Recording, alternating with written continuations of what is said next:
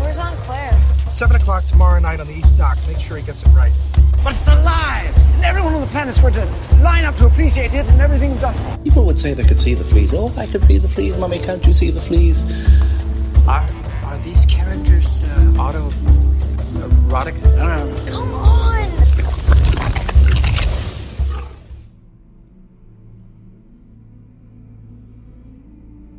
Hello and welcome to a special update episode of the Jurassic Park Podcast. I'm your host, Brad Jost, and today we're going to bring you a little bit of kind of like a news roundup of all the latest stuff that's been going on in the Jurassic franchise. There's been so much news out there, whether it's merchandising, live shows, just so much stuff.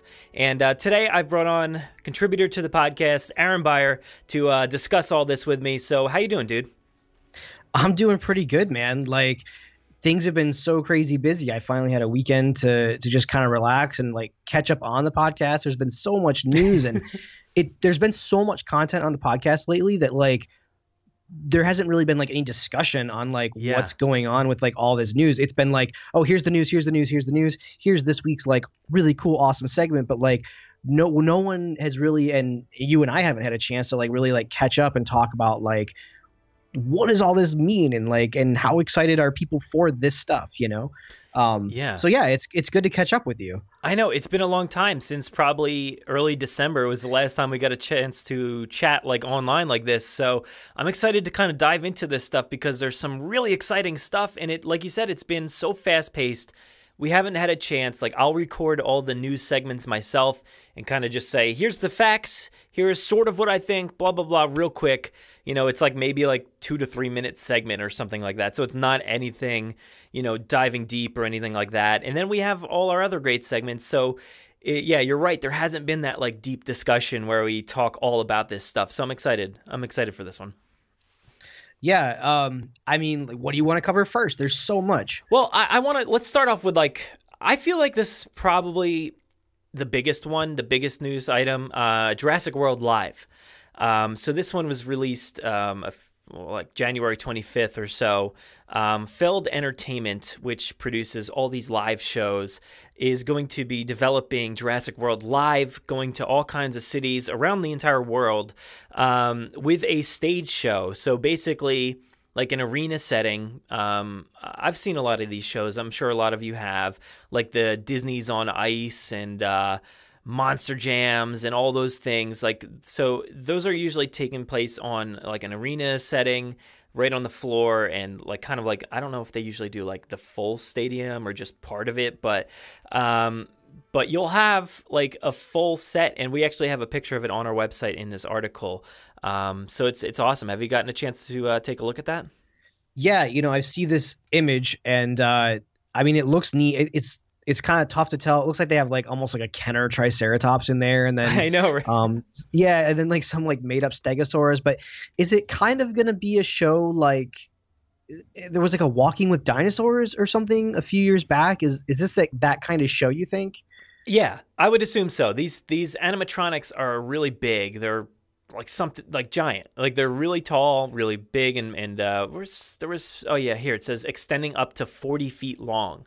So actually, before we get too deep, let me actually read these press releases here, parts of them. So it says, this one's from PR Newswire. It says, Feld will concept, produce, and tour the multi-year arena show, which is scheduled to launch fall 2019 in the United States and will continue globally, featuring a herd of life-size dinosaurs extending up to 40 feet long. Using state-of-the-art projection mapping, fans will be transported right onto Isla Nublar, and with the addition of sophisticated animatronics and performer-operated characters, the dinosaurs will literally be the biggest stars of the show as the story is told through human and dinosaur interaction.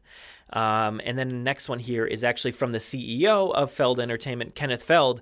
This is Feld Entertainment has the expertise and experience to bring this iconic franchise to life through an innovative format in an immersive arena setting coupled with unique narratives that include iconic locations and fan-favorite dinosaurs, creating edge-of-your-seat live entertainment that is a mix between a stunt show and a 3D thrill attraction. All that stuff sounds really exciting to me. I'm so pumped to see more from this. And yeah, that picture doesn't show much, but a lot of these details in these releases are pretty interesting. You know, when I first read that release, like the first thing this is terrible. The first thing I thought was like, shame on Universal Studios, like the theme park. This is something that should have been, because everyone says about the Jurassic Park land at Islands of Adventure, it's like, there's really nothing to do there. It's a great looking building and the ride is kind of fun, but it's a water ride, right? Like it's the last thing you do during the day is head to the water ride. So you're not soaking wet around the park. And it's like, what are they doing over there? They've got that lost continent area that like it doesn't fit into any kind of Universal franchising, and they've got like a theater, like an amphitheater in that section. Why is there not a stunt show around Jurassic Park or Jurassic World like being written for that park? Like I used to go to school on the back lot of Universal Studios, and like every time we'd walk by that amphitheater, there was like nobody at the show. They still have to put on the show, right? Because it says that they're going to do it every like half hour to an hour. And there's like a few people. And it's like, is that the Sinbad show? I think, right? Is it the what? Sinbad?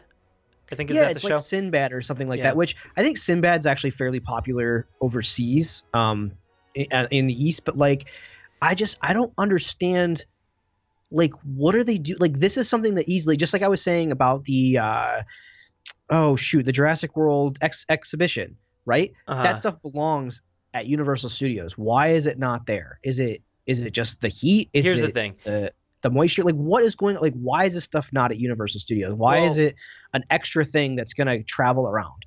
I mean, this is kind of like an ongoing thing that's been happening for, since Jurassic Park. They've had these touring shows. But, we actually talked about it. Me and Jennifer Tarek, we talked about it in the mailbag segment coming up on Monday about, like, a lot of the reasoning behind, not fitting anything else in that park. It's due to the size, really. There's nowhere for anything.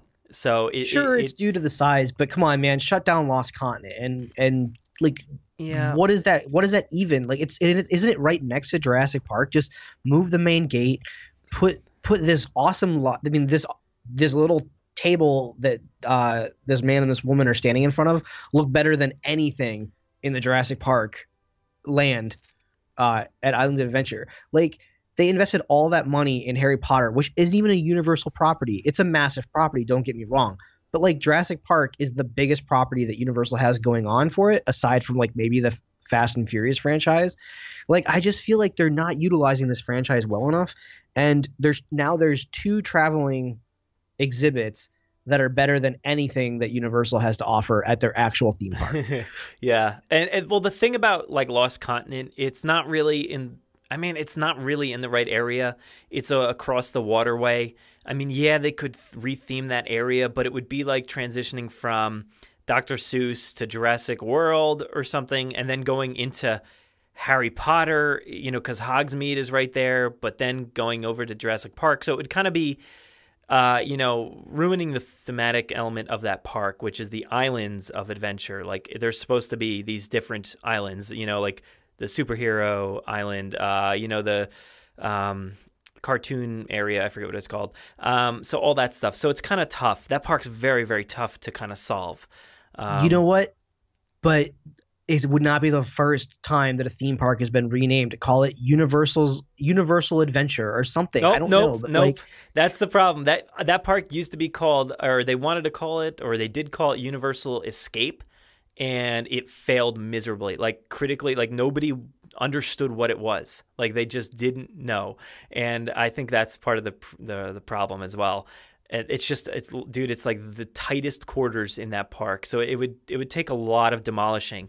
There used to be a nice like Triceratops encounter in that area. I remember seeing it when I was a kid. It was fantastic. Yeah, now they have the Velociraptor encounter, which is great. Like, it's really popular and it's a fun little thing, but it's literally like a 2-minute interaction. You stand in line for, half an hour or something, and then it's a 2-minute interaction. Doesn't take up much of any space at all, so that's nice. But, yeah, it's kind of tough. But something like this, they would need a sizable area, and I don't know how easily that would be without having that disconnect between the parks and, spanning something here and there. Plus, there's going to be a lot coming, most likely in another area. So it'll be interesting to see how they, weave in stuff like this. But I think it's good, those people that can't go to Disney, or not Disney, Universal, or Florida in general, or California even, they can't like make the trip out and pay $100 a day essentially to do these things. These live shows are not $100 a day. The exhibition was like anywhere from like $19 to $35. So, and you got a great experience. You could spend 30 minutes to 2 hours in there. This thing will probably be, an hour and a half, 2 hours or something like that. And I'm sure it won't be much more than $35 or maybe, maybe a little bit more depending on your seating. So I think it's tough. You can't expect people to see everything that they want to see at Universal Studios.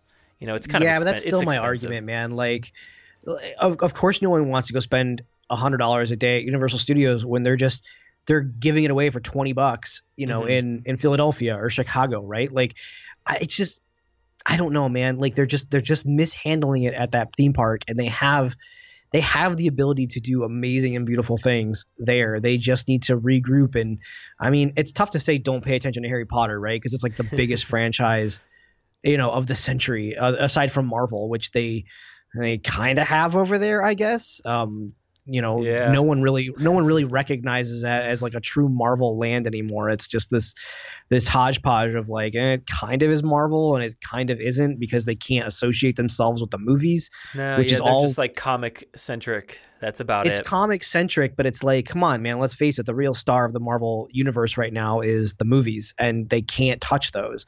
And so it's like, I don't know. That theme park is, I don't want to say in a lot of trouble, but they've got to figure something out. And I hope it doesn't mean just closing down the Jurassic Park land and revamping it.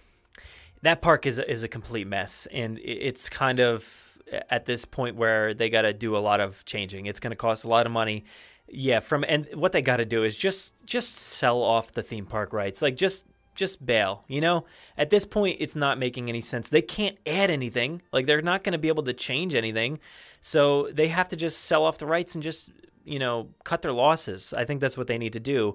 Give it to Disney, and then Disney's going to take it and just, destroy everything and just make, tons of stuff.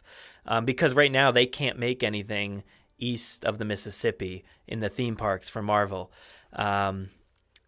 So aside from like Guardians of the Galaxy and a few other of their like lesser known properties, lesser known, but they're like making billions of dollars on these things. But it's funny. They can use some, but not the main like Captain Americas and Iron Mans and all that. So right. But yeah, that park's a mess. I think they've purchased new land, so we might see something in a different area completely. So I don't know if that spells the demise of that area or, hey, let's make it an addition. Steven Spielberg's pretty touchy with his franchises in the parks, so I don't know what his reaction would be. So reaction to what? Closing down Jurassic Park and transitioning it to a Jurassic World? Yeah. Because he's touchy with his franchises in the parks. I mean, they let go of Jaws, but he's very like iffy about Jurassic Park and E.T. He doesn't want to let those go. So we'll see.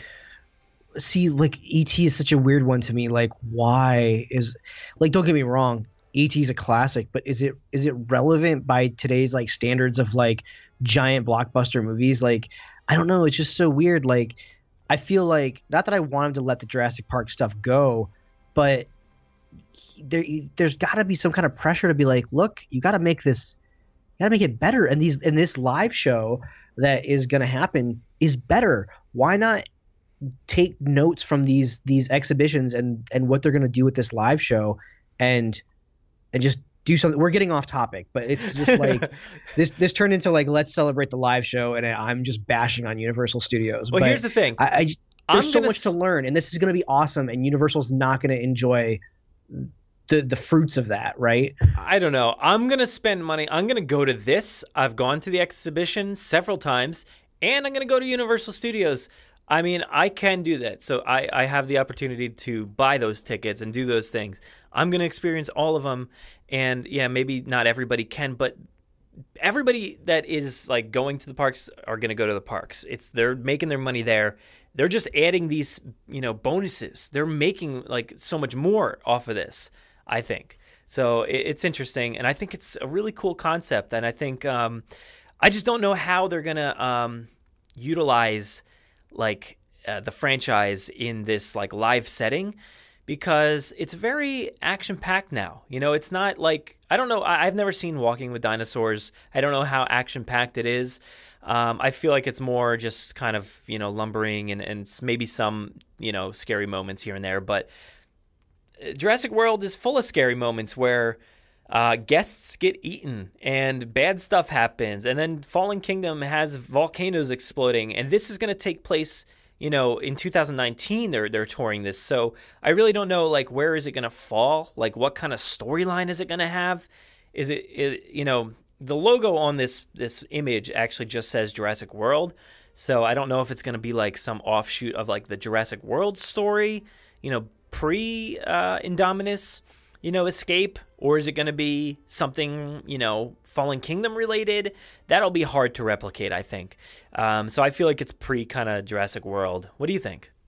I think it might be like a side story or like an offshoot or a spinoff or something. Like you're right. It just says Jurassic World. So we just know it's going to involve the licensing of the characters and the dinosaurs. And I would imagine that you'll see the Indominus Rex or, something else show up in this thing, maybe related to Fallen Kingdom or something like that. But because like you said, the movies are PG-13. These live shows, I mean, don't get me wrong. When I was a kid, I have very specific memories of like Sesame Street Live when I was like a kid. And I remember Power Rangers Live when I was a kid. But these are shows generally designed for kids. Mm-hmm. And it ends up being a family show because kids can't like take themselves, to the arena by themselves, right? So yeah. I can see you having danger, right? I can see you having like a volcano or an urgent matter, but they surely can't have these animals eating people like on stage. Like there's a difference between going to a movie and seeing it, right? Because you say to your kid like, hey, it's just pretend, it's all like in the computer, it's all movie magic, right? But when you go to a live show, like, can you literally show a quote unquote live performance of someone being like eaten? Like that just seems so violent to me for something that's going to really be marketed for kids. Don't get me wrong, I'm going to see this thing. Yeah. But I'm also like 32. So I think it'll be a bunch of close calls or something like that. But at the same time, you go to Disney World and at Hollywood Studios, they have the Indiana Jones stunt show. And Indiana Jones is like shooting people left and right. They're falling off buildings and exploding. And, so I mean, there isn't anything saying you can't do that stuff, but I think it would be a little too brutal for like dinosaurs to like, come and chomp you and just like lift some dude up in the air and swallow him like the bull T-Rex with the, pit in its belly where you could pull the figure through. But I don't know. I think it'll be a bunch of close calls and some just like, probably something like, Courtney Clark, she did the Mosasaurus announcements in Jurassic World. Something like that, where she's like, over here we have the nice Triceratops and the Stegosaurus. Why don't you come get a close look or something like that? So it'll be interesting. Okay, so maybe the show is something along the lines of like you're a visitor at Jurassic World, and most of the show is this nice this nice day at the park, and you're getting all this informational like stuff about the dinosaurs, and then something goes wrong, right? They've got to capture. I would imagine it would be around like recapturing the animals or something when something goes wrong. So I don't know. We'll see. This little picture of this set looks really cool, but that's in 2019. So who knows? I really want to stay on top of it. I really want to go to this. Yeah. I really want to do a meetup. Another fan meetup like the exhibition would be awesome. It will. That'll for sure be happening. One of the cool things about this photo, which would be awesome if we could get everybody to do this, is it looks like I have a feeling there might be like VIP seating. I don't know if you can see it, but there's like gyrospheres around the edge of the arena, it looks like, and like half open gyrospheres or something. So it looks like it might be like blue seating like on the edge of this experience, which would be really awesome if that was included. I mean, it'd probably be a pretty price there, but that'll be interesting if that's what that could be. It would be really cool if the VIP seating moved around the edge of the stage. Just like rolled around. Like on a track, obviously, right? Yeah. The idea of the gyrosphere is so like silly at this stage of the game. Not saying it couldn't happen, but it would be kind of neat if like your just perspective was changing as maybe like the gyrosphere kind of like moved in like a U shape or something. I don't know. I'm just spitballing, but that'd be really cool. I'd be down to be a part of that. Yeah. I think it'll be awesome. I have no more details. That was about all that came out. It looks cool. So I guess go check that one out. Let's see. What else do we have here that we can talk about? There was some Jurassic World Fallen Kingdom Lego sets that came out. Are you excited about these? No. You're Here's not? the thing. I really like Legos. Or Lego. But I don't buy them for myself. That's my problem. They're expensive, and I just don't buy them. I only have Star Wars ones for the moment. I don't have any of the Jurassic World ones. But I agree that they do look really awesome, and I'm kind of excited for them because they look a little bit cooler to me than the previous ones that came out. I'm going to disagree with you on everything you just said. That's cool. I feel like I have all the original run of the Jurassic World Legos, but it was something that like I knew was coming out, and so I had managed to be like, okay, Legos are usually X amount of dollars, so I made sure that I was saving for like the big ones, which was the T-Rex and the Indominus. And then it was like, you know, the $20 ones and the $30 ones were a little easier to like kind of stomach and just maybe like I'll say impulse buy or whatever, you know, like knowing that they were coming, but those are easier to pick up, right? Yeah. What I notice about these sets is that before, to get the T-Rex and the Indominus, you were locked into like $80 minimum, right? Because the T-Rex was the second size set, the second largest, and then the Indominus was the largest. And so what's interesting is they've put the T-Rex in the juniors because every little kid wants the T-Rex figure, you know? So they put in the juniors the T-Rex, it looks like, and then it's like there's really not like a giant massive set, not that we've seen, but it just looks like these are all kind of like average size sets, and they all have a cool dinosaur figure, because let's face it, like that's what most people are after with these things. I'll end up picking these up, and I'm hoping you know, one of these shows like a Carno. It is. Yeah, it's on the back. You can see it. The helicopter set. There's a few different dinosaurs on the back. Yeah, and it looks like So who knows? I'm hoping that's not going to be a big, massive. I want to say the Indominus was like $100 at the time. Like I really hope they steer clear of those size sets. Yeah, that's my problem. That's not worth it to me. So I'll wait until somebody wants to buy it for me. But if anybody wants to buy me a gift, I feel like they end up buying me like Star Wars Legos instead. So that's usually where I fall on those. I do have to say I'm excited for the Duplo sets. You know, because I have a kid now, and I think this is going to be perfect. Like we got them.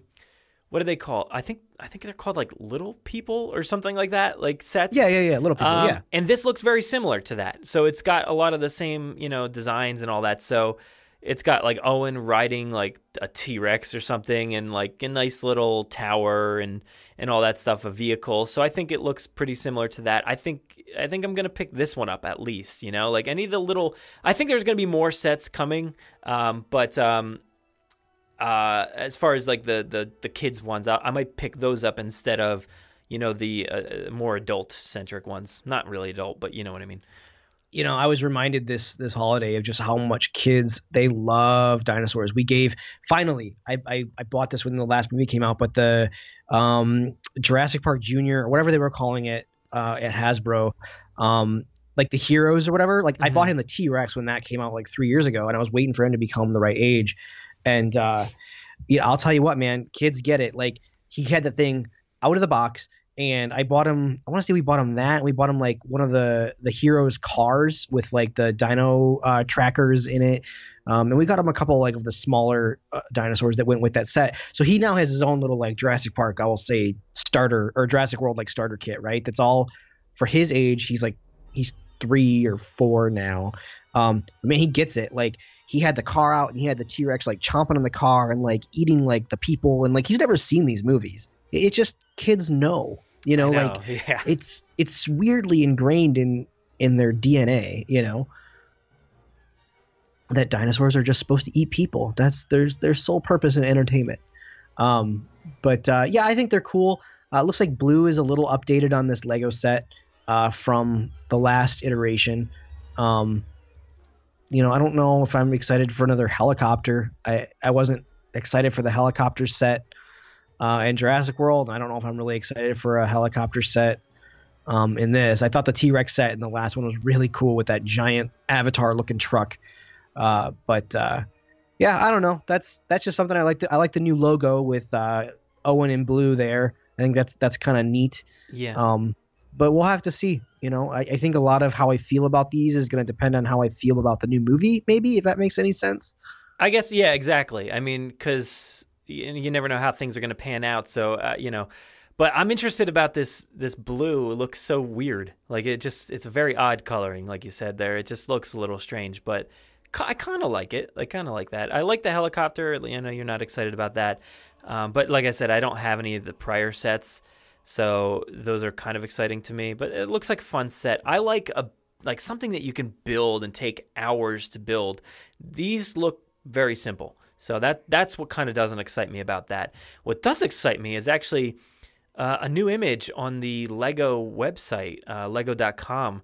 They're teasing right now, find out mid-April 2018, will you survive Lego Jurassic World? And there's a new image of I'm pretty sure this is the Carno right now. So it looks real cool. I mean, it's just, it's not, I'll send it to you if I can here. It's not anything too revealing, but it's just kind of like, a typical eye shot like we get from, a lot of the Jurassic films. Right. Okay. Yeah, I don't know. We'll see. I feel like we're obviously not getting a Lego Jurassic World video game this time around, considering that was the big video game tie-in last time. Oh, this image is cool. Yeah, that looks like what I would imagine the Carno is going to be. It's got the horns above the head. So yeah, so this is a brand new one. I don't think we've seen this one before. So that's really cool. Yeah. We're not going to get a Lego video game this time, which is okay. I think the last game was so fantastic that it covered 4 different movies, that to release one now that just covers one would be maybe just anticlimactic or whatever, I guess. Is that the right word? I don't know. I mean, that has happened. They do have a precedent of doing that, though. So it could happen, I feel like, maybe eventually. I've had it done with, like, I think Indiana Jones did something similar to that. You're right. They did the trilogy, and then they did the Crystal Skull one. Yeah. Crystal Skull, the thing was, I played through that trilogy one, and then the Crystal Skull one came out, and I played it, and then I got stuck, and then I just gave up. So I never continued. But I'd be interested if they made a Fallen Kingdom 1 and then added some sort of, side quest, maybe go back and do some things from the other movies or something like that, like different things that you never touched on before. I could see something like that happening because Evolution will cover a certain demographic and Lego covers a completely different demographic. So I think there's room for both. I think Lego needs to, and not that anybody out there from Lego video game is listening, but they would be really wise to, they tried with Lego Dimensions, their games as a platform almost, where they would keep adding expansions. But I would love it if Lego just came out with, this is the Lego video game, and because those games are quarterly, right? Every quarter they just say, hey, here's the new Star Wars expansion, and it's a 10-hour game, just like a regular Lego game is.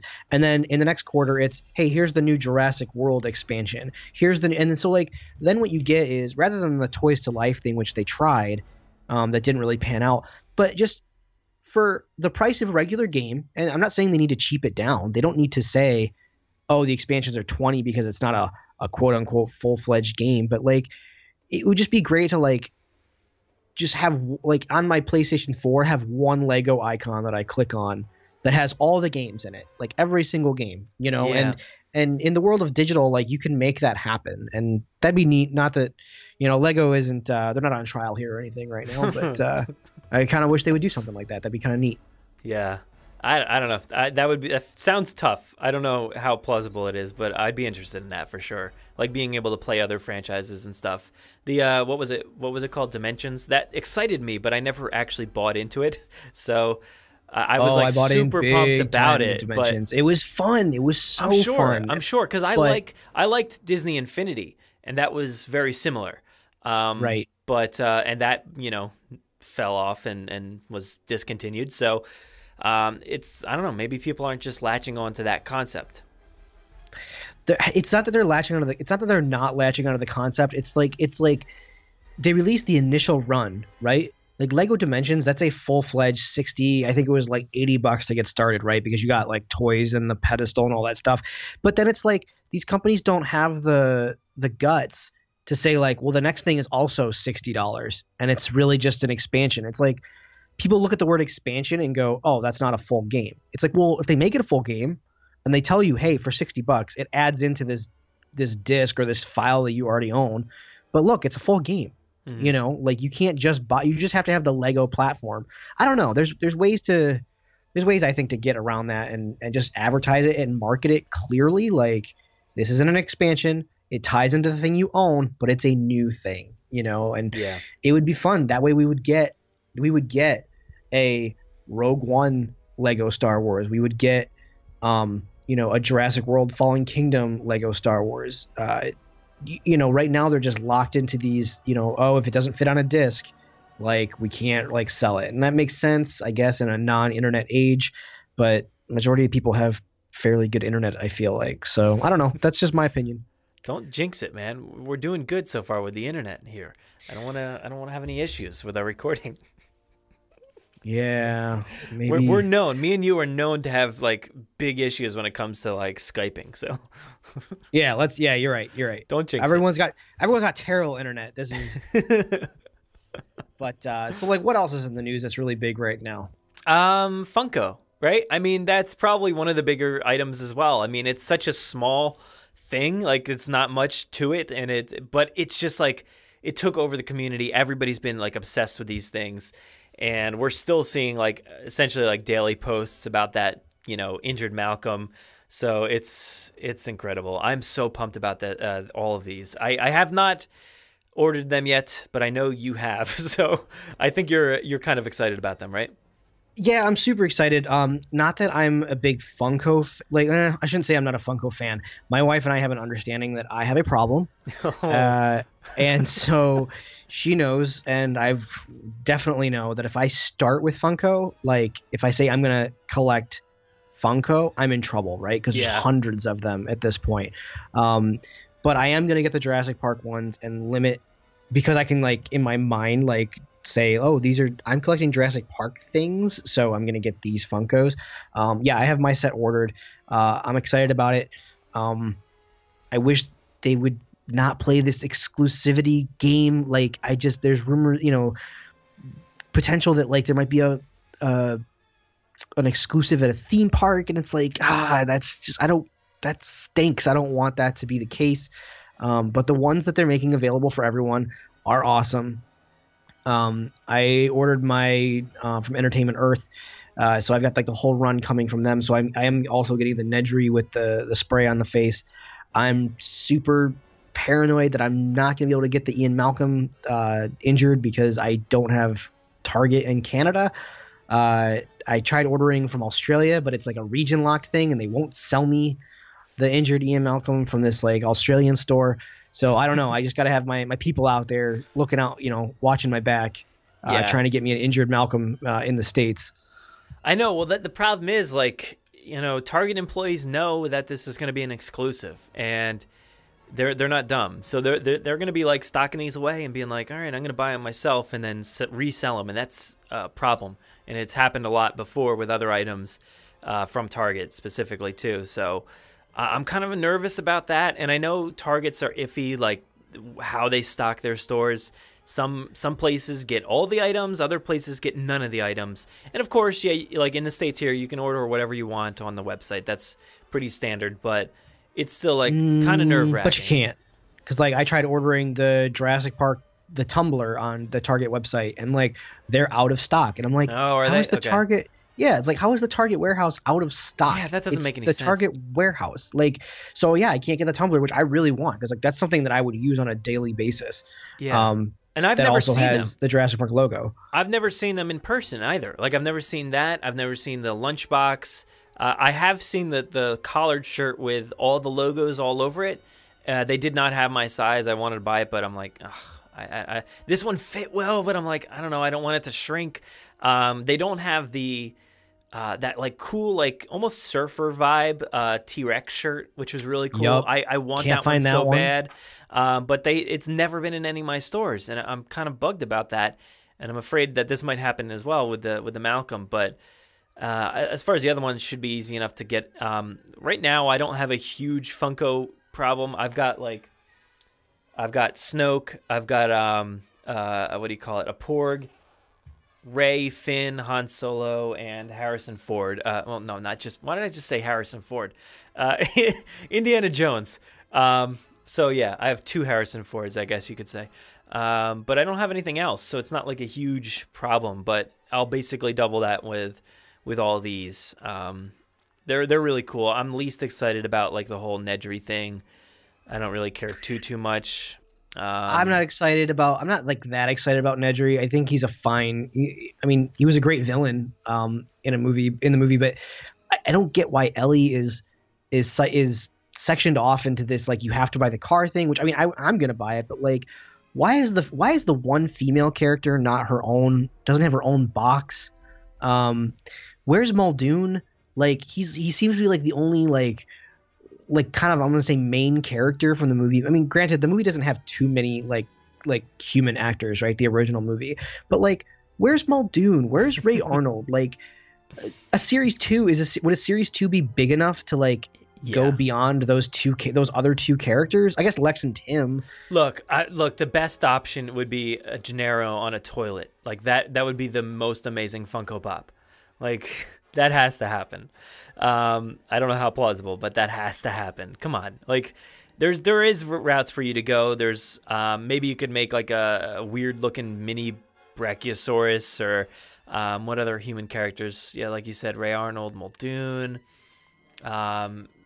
I don't know. Yeah, there's not a lot of options, to be honest. I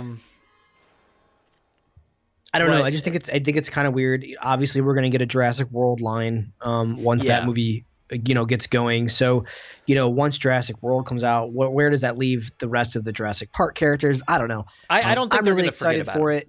I'm like I said, I'm going to buy them. Because I'm a huge Jurassic fan, obviously.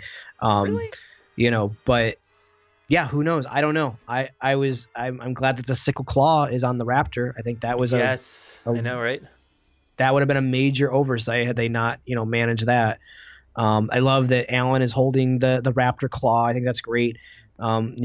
Everyone's got their little, their gear. Even Malcolm's got his like blue crystal necklace or whatever, which is such a little detail that's fantastic. Yeah, the attention to detail on these, and basically any franchise they do, so good.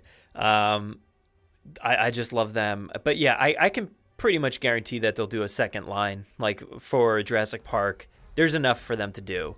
And then Jurassic World, definitely there's going to be some. Because if you look at other franchises that they do, they have some of the most obscure stuff that you've like never even heard of franchises and side characters. So for Jurassic Park, you have to bet that there's going to be another line. Like, it's guaranteed, I think.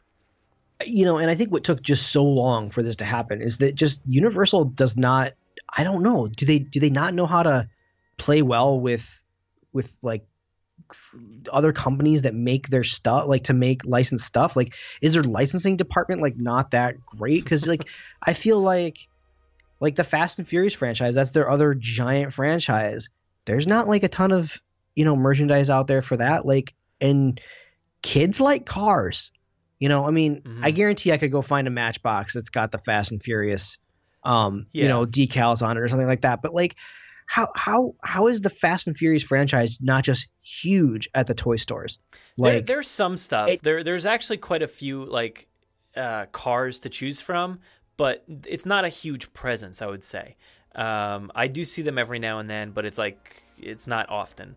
But they had their toy line, but I mean, I don't know, man. I feel like cars and kids are just synonymous, just like dinosaurs and kids are synonymous. And it's like, where is this stuff? Disney's killing it, and Universal's just sitting back, letting them, you know, take the money. It's crazy. Yeah, and the whole LA thing it is a little confusing because like the box only says Park Ranger. I'm sure they'll hopefully change that.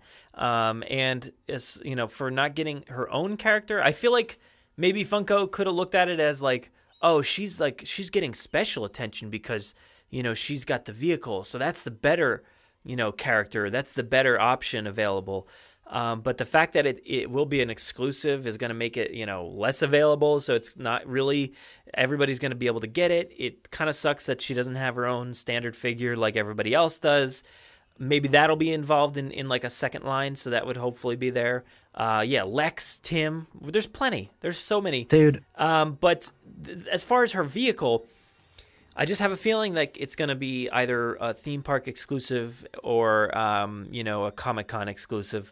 Like I noted in the article about a very similar vehicle for Indiana Jones. He had like a Jeep vehicle with him driving it, very similar size and all that. And it was exclusive to Disney parks and New York Comic-Con, I think. So I think that's probably what they're saving their exclusive for, because they haven't announced like when that one's coming. So I think that's probably where that will come. And Universal Studios, like, they don't have a ton of like exclusive items like that. I mean, they have like their stock of what they sell and stuff, but like something like this will drive people to those parks even more, because I know when a lot of these like Disney exclusives like Indiana Jones even, you know, right now Indiana Jones is not really the biggest property in the world, but people were like going out in droves to try to pick that up and stand in line at Comic-Con. So it's pretty popular to kind of do that kind of thing. So I'd expect that to happen for hers at least. I am going to try to be optimistic and hope that it's a Walmart exclusive, because there's Walmarts everywhere. Yeah. Dude, you know what would make me really frustrated about this being a Comic-Con exclusive is that Jurassic Park does not have a major relationship with Comic-Con. It's never had a major presence, and rightfully so. It's not natively a comic book, right? So like, to make a Jurassic Park Funko figure a Comic-Con exclusive, I think would just be, I mean, I'm going to say just not right, I guess, because it just feels like it's like forcing a market that really has never been associated with Comic-Con to like go to Comic-Con. Yeah. And I'm just like, I'm not into cons. I'm going to go to like, if you know, hopefully maybe the Canadian one will be the Toronto one and I'll get lucky and I'll go to that. That's just down the street. But like, then what? I got to stand in line in hopes that I get this thing. I just want to buy it. Like, I just want to put in an order on Amazon and have it shipped to my house. You know, I don't know.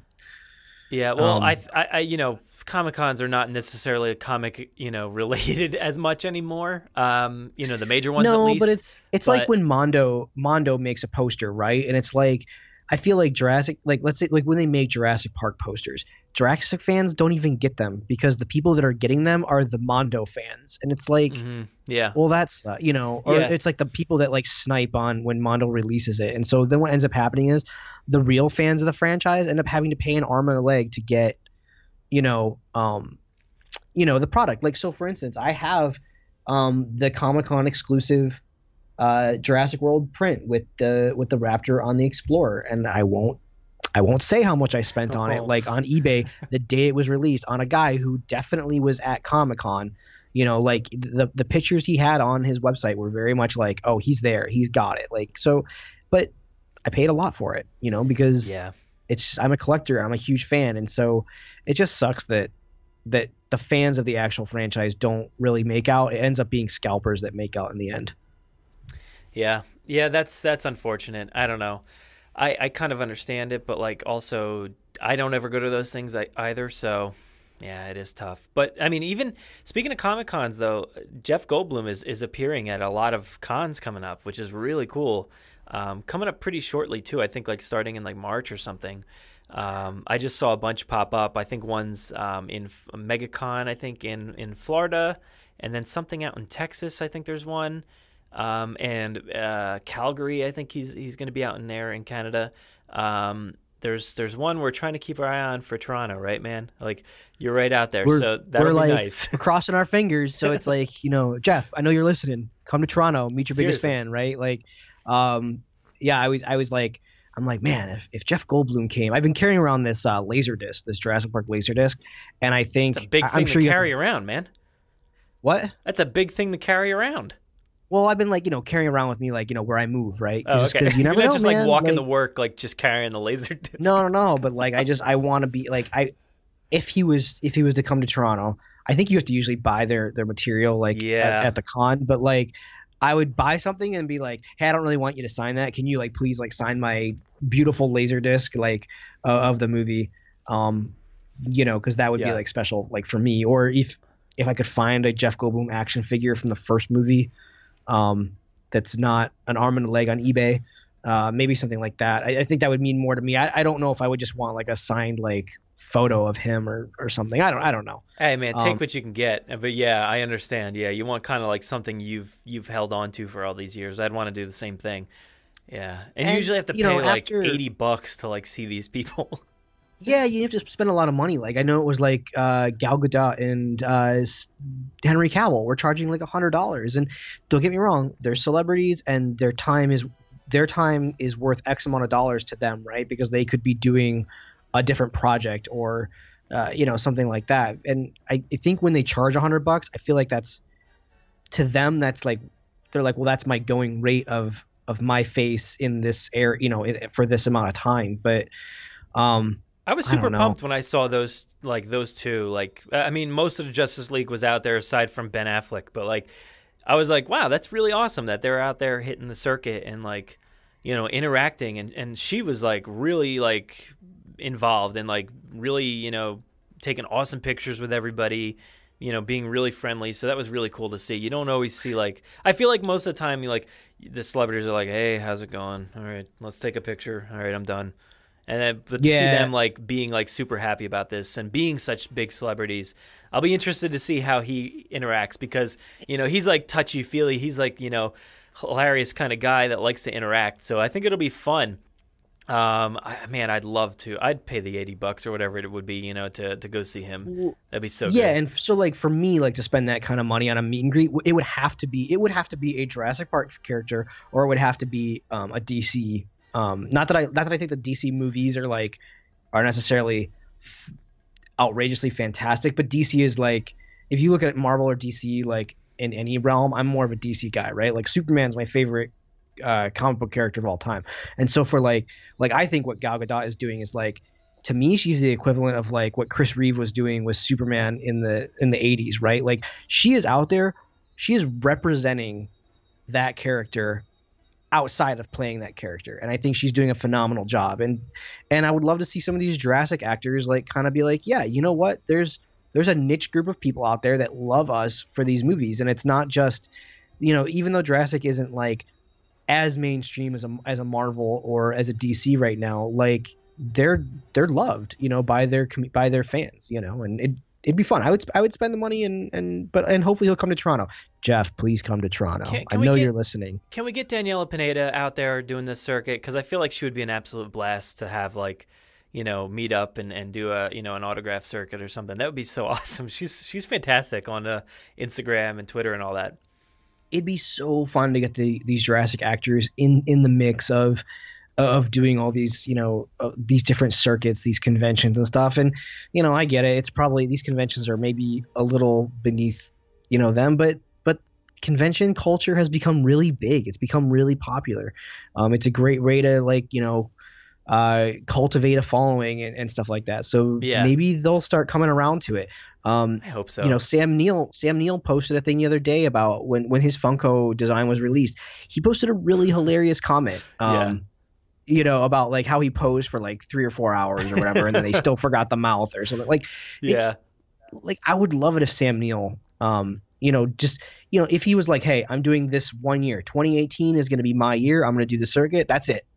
If you want your Sam Neill, Alan Grant fix, this would be the year he does it one time. That'd be awesome. Yeah, and I mean Jeff Goldblum's got Thor under his belt, and he's gonna have Fallen Kingdom, so it's a good time for him to do it. I feel like Laura Dern, come on, get out there. You got promoting the 25th anniversary as well as Star Wars. Come on, like we need more of these people out there. That'd be so good. Yeah, I don't know. We'll see. Hopefully, let's see what else is on the docket, man. Well, I don't know. Where should we go next? I mentioned these real quick, but this Factory Entertainment, it's sort of in lines with the Funko Pops in a way. They're sort of vinyl figures like that or whatever they are. They're not my favorite looking things. Did you see those? They're Revos, I guess. Yeah, Revos? I did see those. I don't know. I don't necessarily love them. Here's the problem with vinyl figures right now. Vinyl figures are like. Do you remember Mighty Mugs? How Mighty Mugs were the only vinyl figures getting any kind of traction, and honestly, to me, I'm not knocking Funko, but I personally prefer a Mighty Mug over like a Funko figure. I think. Really? Oh, I don't. Definitely not. You don't think so? No, I've got like 2 of them. I think I got I got a few Star Wars ones and Indiana Jones one. I don't like them. They're kind of like stocky and rounded and weird. It's been a while since I've seen them, but what I'm trying to get at is right now is if you're in the vinyl figure game, you're not really in the game unless you're Funko, right? They make all the top vinyl figures. They make the Funko Pops, they make the minis, they make the randoms, they make is it Funko Cuties or something? I don't know. There's so many options. Yeah. There's so many Funko options. I feel like if you're making vinyl figures, you're just not really in the game. Just like, my mom, I posted like, oh my gosh, it's been I cannot believe Funko is finally doing Pops. And my mom was like, what's a Funko? And I was like, I'm going to try to say this. I was like, I don't mean this as an insult to Funko, but I was like, think of Beanie Babies in the 90s. That is Funko Pop today, right? Yep, exactly. It is the must-have, inexpensive collectible to get. It's got just as much clout as like a Beanie Baby had back in those days, and I think, who knows if they strategize well and they keep continuing down the road they're on with the licensing and all that. I think they're going to definitely have a lot larger traction than Beanie Babies have had throughout the decades. But I think right now they're just the hot item that everyone wants, and collectors will do what they got to do to get the ones they want. So maybe an even better comparison: Trolls. Those were vinyl, right? Like with the giant hairs. Trolls were vinyl back in the day, but did they have as much like Beanie Babies was like an event? It was like yeah. I mean, Trolls were cool. They're vinyl, but like you could buy like different outfits and stuff. I had a bunch. I had a bunch of Trolls. I wasn't like I feel like I missed the Beanie Bag, whatever they're called, Beanie Baby wagon. That's what I was trying to say. Okay. I feel like I missed that. My sister was into it, but I was like more of like a Trolls kid. It's so stupid, but I feel I threw them all out. Like what are you gonna do with Trolls now? I don't know. What are you gonna do with these creepy little hairy naked little children? I don't know. So I'm looking at, actually I do have a Jack Sparrow too. I like that. It's got it's so detailed and really great. And yeah, I buy these, and I actually did think that. I'm like, these are just like the Furbies of today. I'm like, oh man, what am I gonna do? Like, am I gonna throw these out? I don't know. But these ones I don't even want to buy. I won't throw away anything Jurassic, but yeah, true. They're the hot item right now, and good on them, man. I hope they're enjoying that ride, because it's definitely doing well for them. Yeah, but those Revos or whatever Revos, they're not too cool. I'm not too thrilled about that. Let's see, what else do we have here for toys? I think we got. Speaking of collectibles, we got new announcements by Chronicle Collectibles. Yeah. The Pachycephalosaurus maquette and the bronze it's the T-Rex from the Breakout set, but they've like bronzed the T-Rex, and you don't get the fence or anything. They're both really cool. You know, in true Chronicle fashion, they're fairly expensive, and you know, quite a ways out from actually being released. The Pachycephalosaurus is beautiful. I personally would, if they did a Gallimimus, I'd be in. That's my favorite. I'm not gonna say my favorite from the series, but like as far as like the lines and the elegance of that maquette itself, like I find that figure like just somehow in my brain I find the curves on that like very attractive. So if they did the Gallimimus, I'd be in. But bronze T-Rex, I'm out because I have a Breakout Rex. And Pachycephalosaur, I don't know, a fantastic figure. I just wish it wasn't just like standing there like in maquette pose. I wish it was posed like with its head down or something. I don't know. Yeah, that would be, that figure, head down. Maybe if they got like, what do you call it? One of the Jeeps from the Lost World, like smashing its head into the side of the door or something. That would be so sick. Like something like that. But I think it looks so beautiful. Like, you know, the paint job in this image looks fantastic. You know, sometimes they're not always the same, so we'll see how it turns out later. But right now, it looks great. And that bronze, I kind of like the bronze better, to be honest. I think that looks good. Is that the same measurements? It's like 24 inches long. Does that sound about the right size of yours? Yeah, that sounds about right. I don't have mine here with me, but it sounds about right. $349, so that's a bit cheaper, right? So I guess they're taking some price off for not having to repaint it, right?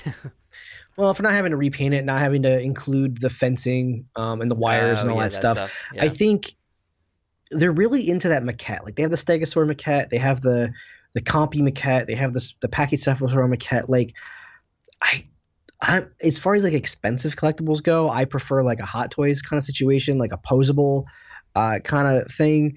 I wish that aside from this Breakout Rex, I wish they would pose these things rather than just do like a Stan Winston maquette situation.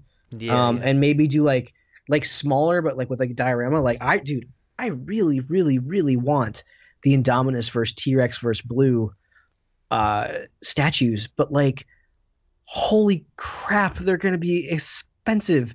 Like the Indominus by itself is like what, like $800 or something? Like that's just an insane amount of money.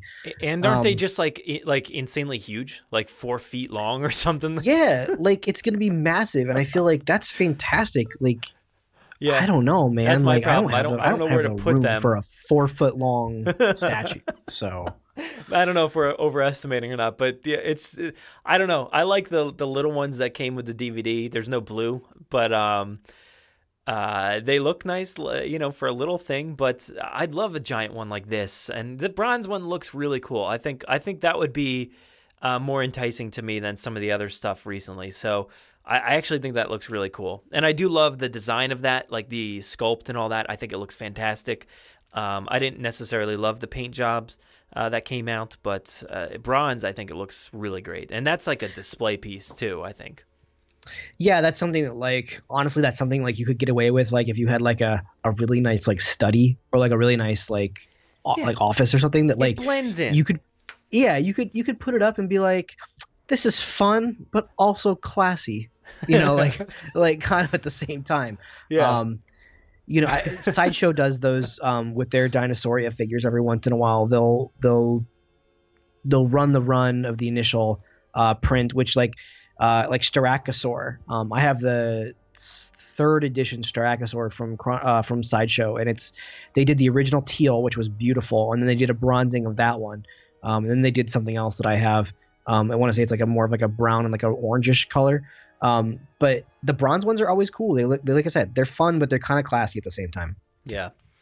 What else do we have here? The Toy Fair happened recently.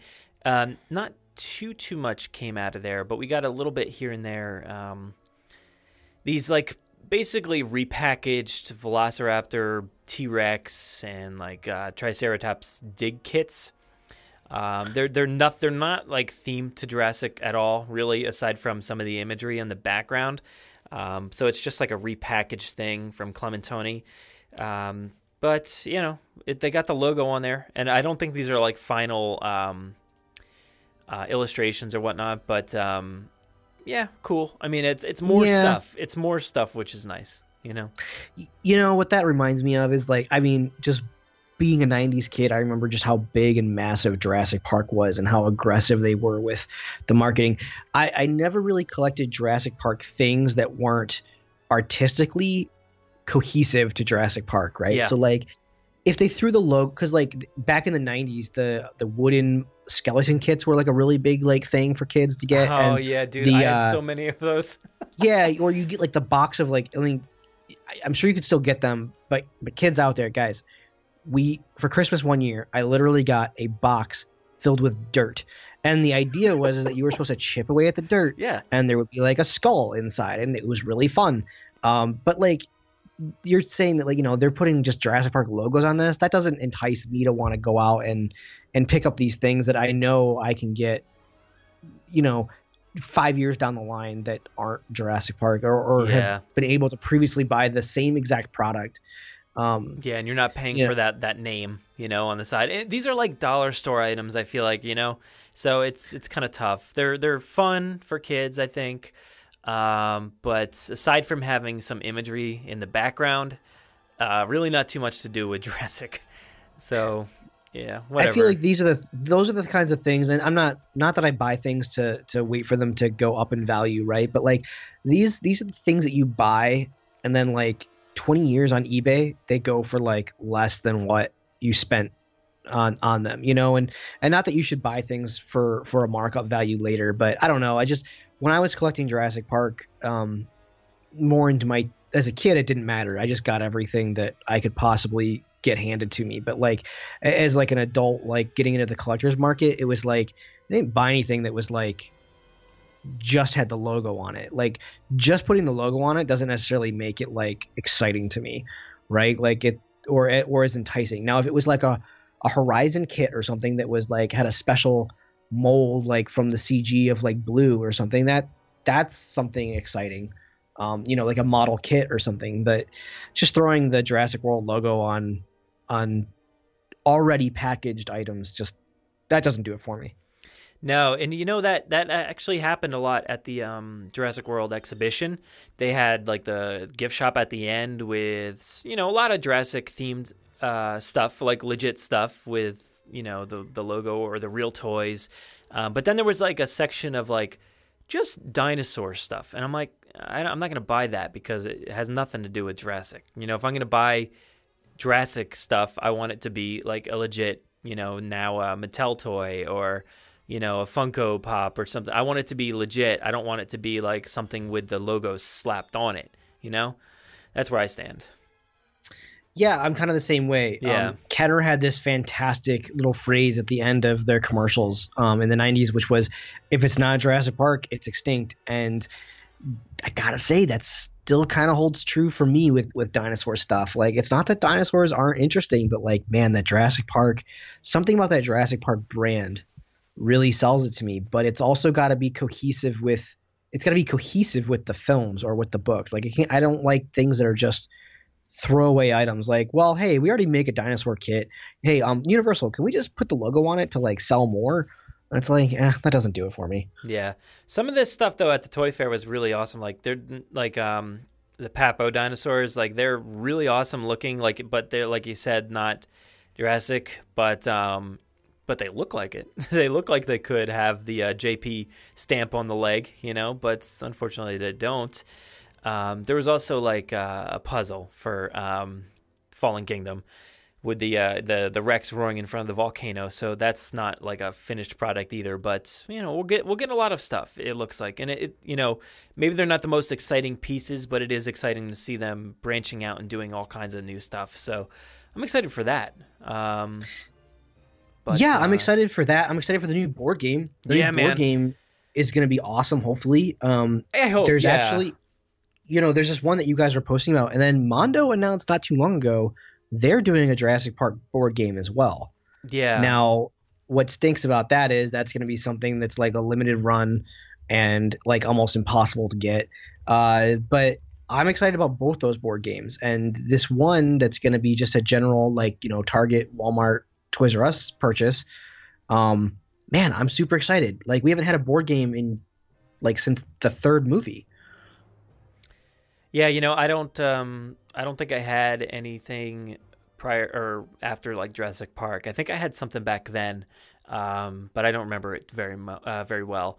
But this one, I mean, it looks cool. Right now, I'm super into tabletop games and all that stuff. But they're usually really high quality, great, games that take a lot of thought to go into them, and actually they take a lot of learning to actually figure out how to play them. So I'm hoping that this is in that line, where it's a real serious game. It's not just let's set this up and play. I want it to be in depth, where it takes you a while to figure out, one of those type of games. But what's the other one? Yeah, the Jurassic Park Chaos Gene or something like that from Mondo, and this other one's Jurassic Park Danger.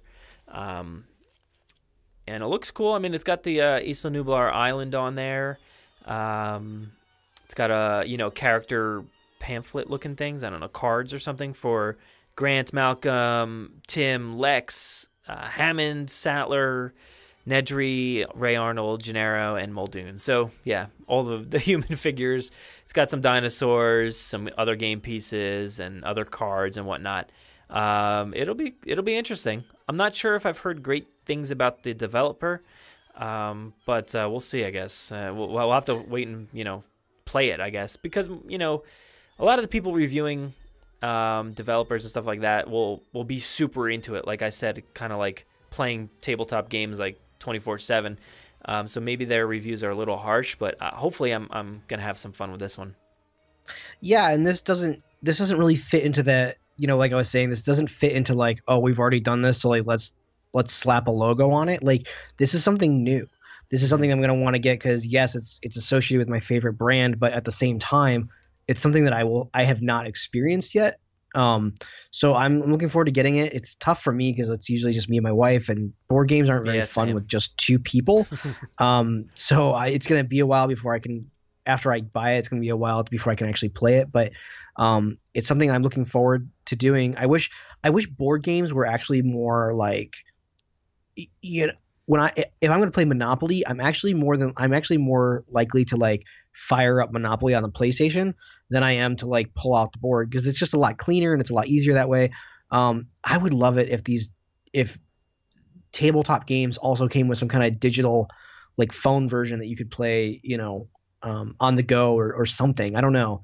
I know that's not really their business, model.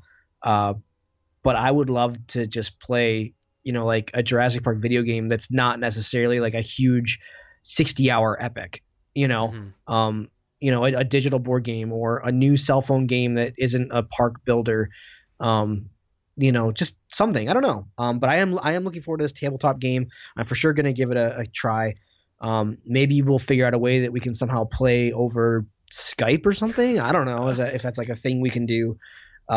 It's playing Battleship across Skype. Yeah, just something. Figure it out. Yeah, I would love to play with other people in the community. I think it's more fun to play those kinds of games with people who care about the franchise. Yeah, I definitely want to do some live streams and stuff like that, and maybe we can work out something like that. We'll FaceTime or something, and I'll set up your pieces and we'll move it like we're playing chess or something, over Skype and live stream that. That would be kind of fun. Something, man. The strategy here, it sounds kind of cool. Here's a little description. It says, in Jurassic Park Danger adventure strategy game, one player controls the T-Rex, Dilophosaurus, and Velociraptor, prowling through the jungle to attack the humans. The other players team up as characters from the classic movie, struggling to get Jurassic Park back online and escape the island before they fall prey to old-time predators. Sounds fun. I really like these kinds of strategy games. So yeah, I think it'll be fun. Hopefully we can live stream that.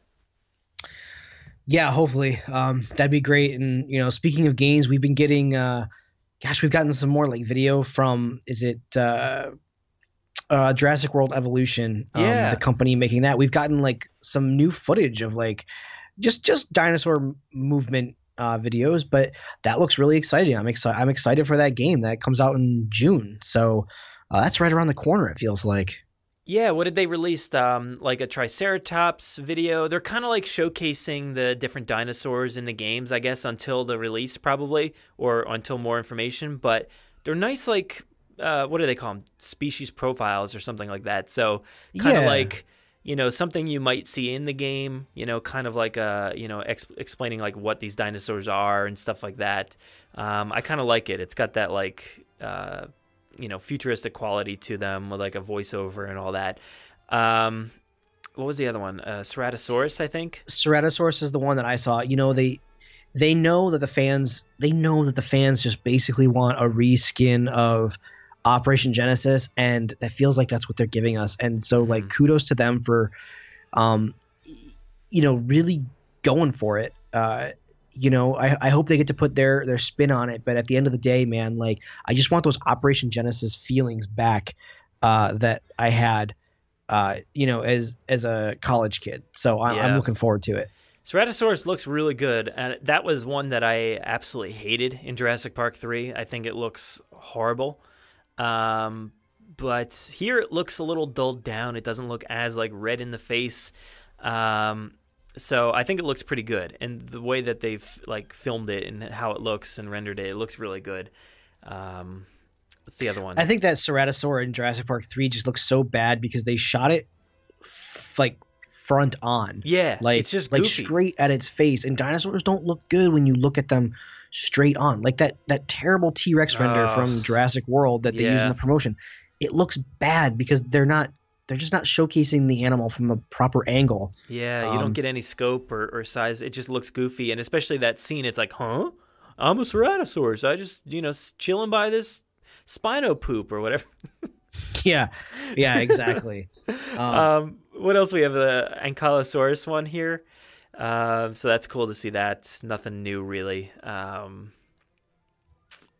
yeah, I don't know. I mean, I'm so excited. Like, I cannot wait to play this game. We've got a lot of stuff planned here in the podcast for this. We're super excited, like, as a whole. I feel like a lot of us are just like, you know, antsy, ready to play this thing. It's gonna be awesome.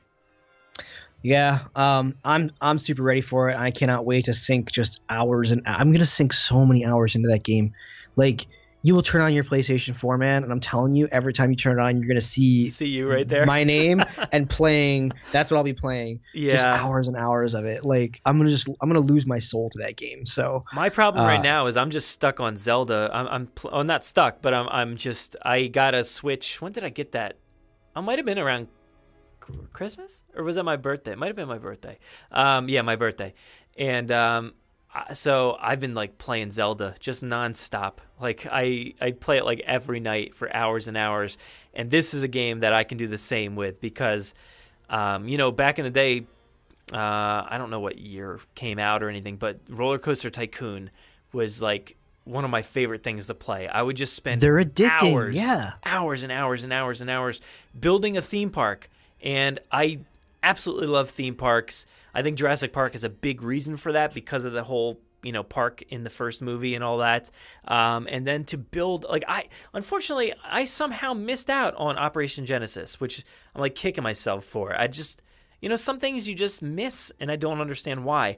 So that never, you know, got on my radar for some reason. But maybe I was playing Roller Coaster Tycoon too much. I don't know, or The Sims or something. But yeah, Roller Coaster Tycoon is something that I actually still play to this day. Like the original Roller Coaster Tycoon, you can download like the emulator on your phone, and it's identical. Like it's the exact game that you played back on the PC. It's identical, and I still play that game. And there's something about it, like the control you have over every aspect, is what I'm hoping for in this game. Like everything. And I think we're gonna get that. You know, the processing power and the graphics, everything is so much better now. I think we have a lot of tools to our advantage this time. Yeah, I agree too. I hope that game is just something that I can lose myself in, and like I said, I just want to lose hours into it and just exploring this beautiful park. And I hope they put in a photo mode. I know last we heard they hadn't planned on it, but every beautiful PlayStation 4 game right now has photo mode, and this should not be the exception. And I just can't wait to hopefully like explore like the park that you build and share the park that I build and maybe trade some kind of dinosaurs. I don't know.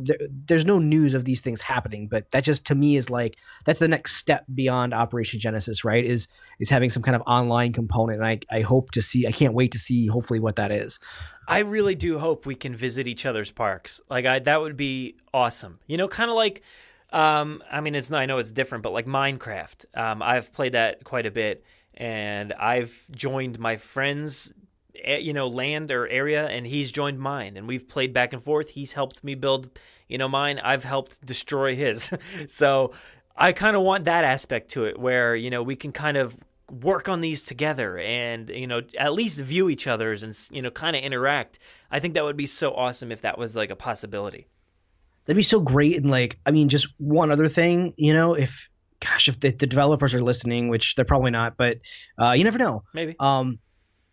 The Lego Jurassic World game, dude, there is Lego Aaron running around that Jurassic World game. Like this little Lego figure looks just like me. It's got a little Jurassic Park t-shirt on. And I'm just running around like, saving the day in Lego Jurassic Park. And if they had some kind of like, cause I want to say that the Zoo Tycoon, you played a zookeeper. And there was you just picked male or female, I think. But if they somehow put in some kind of like character creation where it was like me with my beard and like I was a little short and a little chubby and like running around taking care of dinosaurs and I could get it to look as much like me as possible. Oh man, that would be so cool. Dude, that would be awesome. I've always loved customization like that in games. Like here's some awesome. I actually just stumbled upon some actual pictures of the Funko Pops. Cool, they look nice. Sorry, I just got sidetracked there. I saw pictures of the Raptor, T-Rex, and the Dilophosaurus. Like somebody took a picture of them at. I don't know where this is. It's in Spanish. Sorry, interrupted you, but move on. No, you're fine. But yeah, I don't know. Like, what else is in the news? What else is there to look forward to this year? There's some things that have leaked that we really shouldn't talk about. But I'm looking forward to that stuff. I'm looking forward to seeing what Mattel has, got in store for the year. I'm hoping something along the lines of like the spirit of the old Kenner lines. There's just all kinds of things to look forward to this year. So the 25th anniversary. Like, it's not just Jurassic World Fallen Kingdom. It's 25th anniversary. So like it's just a mashup of like two different franchises in a way, like coming together, and there's stuff from both. It's insane. Like toy lines are going to be covering everything, it seems, and who knows? We're going to get so much stuff, and we're all going to be so broke. Like it's ridiculous. I mean, already enough broke. I don't need like all this other stuff to just like run me into the ground. Thanks, Universal. It's not even like I don't even know. Like sometimes it's not even like the money. I mean, I shouldn't say that money's not an option. It or not a factor. It definitely is a factor. But like at the end of the day, I don't have space to store all this stuff. I was telling you earlier off the microphones, like as a kid, this is what I've always wanted. I've just wanted an endless supply of Jurassic Park merchandise to buy, and now that it's here, it's consuming me and it's taking up my tiny living space. And so it's just like, it's kind of the theme of Jurassic Park. It's like, Be careful what you wish for, because when you get it, it will destroy you. And I think slowly it's going to be like me, all my Jurassic Park stuff. And then my wife might just leave because I've pushed her out because I'm filling the apartment with Jurassic Park goodies. But I don't know. We'll see. It's a big year. I'm excited for it. Gosh, Jurassic Park 25th anniversary. I just put an order on Universal's website to get some 25th anniversary gear. Got that mug. That mug is super cool looking, so I'm excited for that. I don't know. It's a big year. Big year. Actually, Universal Studios actually has a bunch of like 25th anniversary stuff. So yeah, they have a mug, like shot glasses, T-shirts, stuff like that. So if you're heading out to I don't know if it's out outside of the U.S. or not, but I know in like California and Orlando they have that stuff. So And you know what I want? I want those items, but I want like the signage. They have some awesome signage for like the 25th anniversary in the parks there. So I kind of want that more so. Like anybody at the parks, send that to me when you're done. Like, yeah, well, hey, as long as we're asking for favors, like anybody out there who's going to Universal, the cell phone case that says 25th anniversary, is not available on the website. Oh, man. I have an iPhone 6S. You go to the parks, you DM me on Twitter. I don't want like 100 of these things, but like you DM me, I will PayPal you the money like right away. You just buy it and you ship it to me. And I'll even have you ship it to a US address so it doesn't cost you an arm and a leg for shipping. I'll pay for everything. And I really want that cell phone case. And I'm not scheduled to go to Orlando this year, I don't think. So, okay. I mean, unless something were to change. But as of right now, I'm not. But yeah, I really want the cell phone case.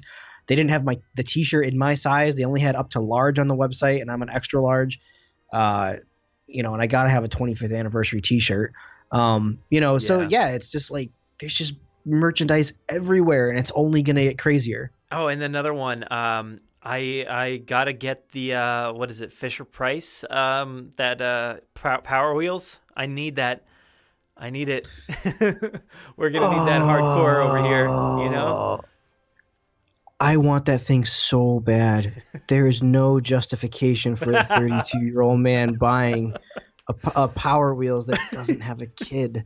Like, I don't know, man. That is so cool. I did love though, like how you were reading the advertisement. It was like, oh, up to 5 miles an hour, and I instantly thought, but we clocked the T-Rex at 60 miles an hour or 30 miles an hour. We clocked the T-Rex at 30 miles an hour. Or whatever. 32. And I'm like. Like, that's just instantly what I thought. I was like, but the T-Rex is faster. Like, this is a problem. And it has all those like sound effects too for like a T-Rex and like the car driving or all that stuff. I think there's like all those noises, light bar and everything, all the logos. I was going to like buy just, go the easy route and buy it like a cheap one that's been used or whatever. And then repaint it and add some stickers on it and stuff and use that. But now they're making an official one. It's got the Rex like in the rear view and the side mirrors. How could I not cool. like just get that one instead? It's gonna be pricey, but I think my kid's gonna love it. So let's hope. Yeah, your kid will totally love it. I think I might. No, there's no way. There's no way. I cannot justify buying this for like my nephew to play with in my parents' basement. It's just I can't justify it. I want it so bad. Yeah, I don't know. That wouldn't look good. I mean, if you just like took it out for a walk, sort of like a dog or something, just like kind of just rode it around or just like pushed it or something. I don't know if that would go over well with the neighbors. I really want like just an actual Jeep Wrangler, and my wife is just like, I know why you want that. I'm like, why? Well, she's yeah, like, because you just want to. She's like, you just want to paint it.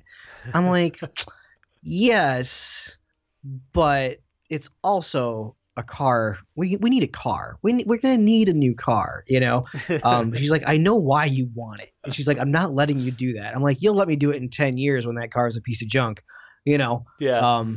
I think that would be the closest I could ever get to actually having a Jurassic Park Jeep Wrangler that's drivable by somebody, not me. Good luck, too heavy man. for it. Good luck to you. I don't know. I can't get away with that, so I'll stick with the Fisher Price or the Power Wheels, whatever. But man, I think that's about it. I don't have any more news. That seems to be all. A lot of the recent stuff, I'm sure we missed some things here and there, but a lot of the newsworthy stuff. So, man, I'm glad we got a chance to talk about it because I just been talking about it to myself on the news. So it's good to have somebody to bounce off of. Yeah, man, you can always call me up to talk about this stuff because I am as obsessed, if not more so than you might be. Oh, probably considering more, yeah. Like Jurassic is my number one franchise. Like over anything else, Jurassic is my absolute favorite thing. Nice, dude. Well, where's everybody gonna find you online? See your obsession, firsthand. Where are they gonna check you out? You can find me on Twitter at Aaron D. Beyer. Or you can look me up on IMDb to check out some of my latest projects. Again, I'm really bad at updating that. But let's see. The latest things I've worked on that I can talk about. I worked on Thor Ragnarok. So you can see that in theaters, maybe, I still think. You can definitely still see I worked on Star Wars Episode 8, The Last Jedi. Never heard of it. You've never heard of it? No. No? No, I'm not sure. And what movie? What was it? Is it big? Was it a big movie or? Yeah, so it's like the 8th movie of a franchise called Star Wars. Never heard of it. Man, that's so weird. There's a lot of controversy around this film. What? Say that again? You got to work on bigger movies, man. Come on. I mean, I kind of thought Star Wars was pretty big. Okay, yeah, maybe I'm wrong. Oh, yeah, that's. You know what? I'm sorry. That's right. I have all those Legos for something called Star Wars. Yeah. That's right. Well, here's the thing. I got some other big movies coming up that I can't talk about right now, but I will for sure let you know. And maybe you've heard of these other ones. But I'll keep you posted. Cool. Yeah, we're excited. Y'all can find me there. I've got some other things that I'm going to be doing. Hopefully, starting up on the podcast. More segments. The podcast is getting really big. Thank you to everyone who's been writing in and contributing and participating. It's gotten huge since even I've gotten involved, which is around like episode like in the 60s. The podcast right now is just, we're a locomotive at full bore, and it's awesome. It's super fun to be a part of it. I've been super busy. I'm looking forward to getting back in the mix of things with the podcast. Hopefully some other segments, some other customization things that I want to start doing. Ted Brothers has really inspired me to get into like customizing my own toys, so I'm going to be starting that up and hopefully post my progress on that. But yeah, other than that, like, just hit me up on Twitter, people. Follow me. Yeah. And right now, actually, this is coming out beginning of February. We do have a competition or a contest running up on our website currently. Tom Fishenden, who does the Innovation Center segment, he's given away a Hasbro Terramimus. It's one of the hybrid figures. It looks like a Dimorphodon Pteranodon looking thing. It's interesting. It's very cool colors on it. So he's giving that away. So you have to fill out the form, follow him and the podcast on Twitter, do a few things if you want to gain some extra entries. Go check that out. JurassicParkPodcast.com. You'll see the link on there. And follow us on Twitter at Jurassic Park Pod. We're on Instagram, Facebook, YouTube, all that stuff. You can find all those links on our website. But yeah, it's been a lot of fun, man. Yeah, it's been really good talking to you. Can't wait to do more this year. Yeah, I'll see you soon, dude. Take it easy. Yep. Yeah, man. You too. Bye. Bye.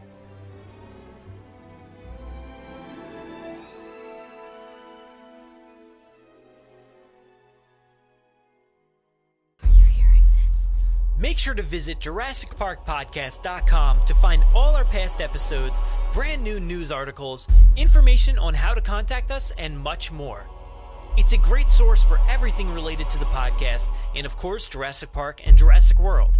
Head to JurassicParkPodcast.com and help us build a great community. Anybody hear that?